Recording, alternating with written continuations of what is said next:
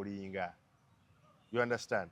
Omuntu yekonsolinga n'atuuka n'agamba naye in fact mu mbeera eyo abantu abasinga bye batuukira okudda ennyo Katonda.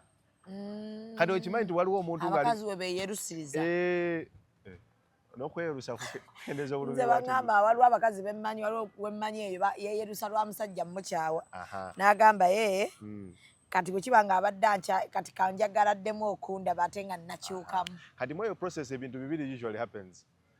Sometimes they are bargaining with they usually bargain with themselves. Nabeera onaga naye osanga si gwe musobya yeye musobya singa kale osanga singa wakola bwoti kati ate abalala bakikubamuuko ne bakyongerako ku level ne batandika bargaininga ne Katonda. Mazima Katonda ku luno kino bw'okimponya siddamu osegera bw'amoonya heartbreak siddamu sijja kulimba Katonda wange wadde tandabamu value ne Katonda wange nze onjagala okitegeera. Now usually what happens nti mu process eno ya bargaining it is very very important because your process ebeera yiyo ng'omuntu obeera oyogera na mwoyo naawe you talk to your inner self you're like naye oba tobadde mukyamu shami tobadde mukyamu musajja muyaye buyaye musajja mwenzi bwenzi.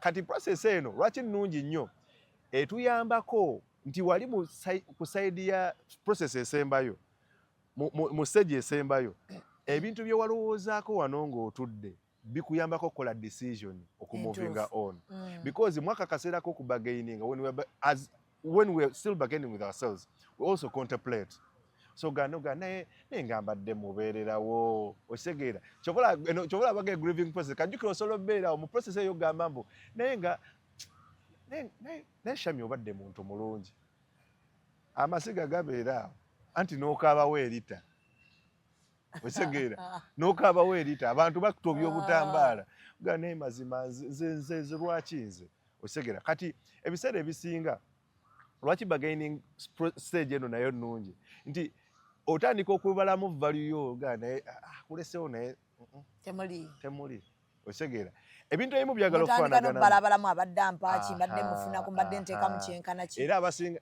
naye ekituufu mbadde nze nsinga I wish obudde busobola okudda emabega what if I had not met this person osegeera like you're really trying to bargain